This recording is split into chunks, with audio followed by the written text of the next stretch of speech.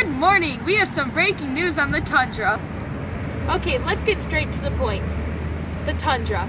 There are 3 different types of tundra: Arctic, Antarctic, and Alpine. And there are 2 different biomes of the tundra, Arctic and Alpine.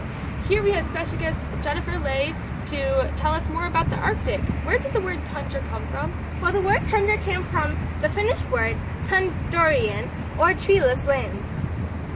Most people do not know about the Arctic tundra. Besides the polar bear being the largest animal, there are also some pretty interesting things about the plants and flowers grown there. Like what? Well, the plants in this biome tend to grow in close cluster in order to protect themselves from the harsh weather. Also, most plants that grow in these are short-rooted plants, such as the shrubs and sedges, because the ground in the Arctic are frozen.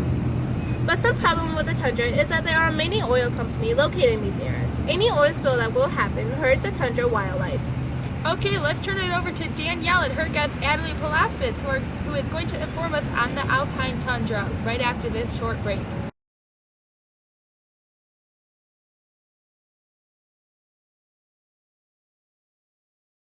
Welcoming Adelie, a National Geographic explorer. So tell us some stuff about the Alpine tundra. Well, the Alpine tundra is usually found in mountainous regions all over the world and are usually about an altitude of 10,000 or more.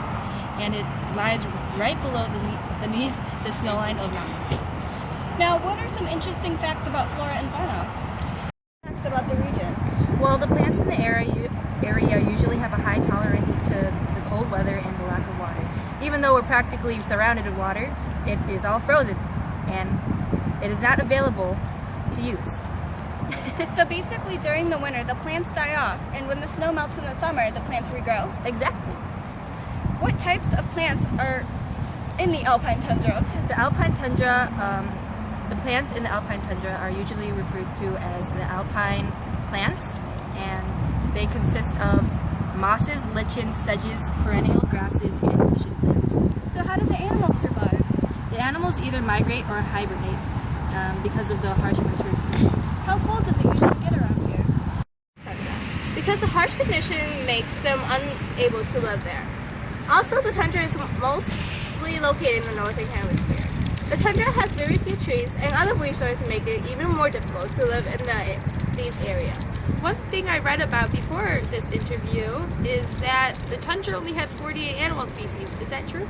Yes, it is true. Also, the tundra has over 400 varieties of flowers and plants. Oh, really? What other interesting things are there about the flora and fauna? It usually gets to negative 36 degrees Celsius, and in the summertime it usually gets to negative 7 degrees Celsius. On average, how much precipitation does the tundra receive? It usually gets 15 to 25 centimeters of precipitation, but it usually falls as snow.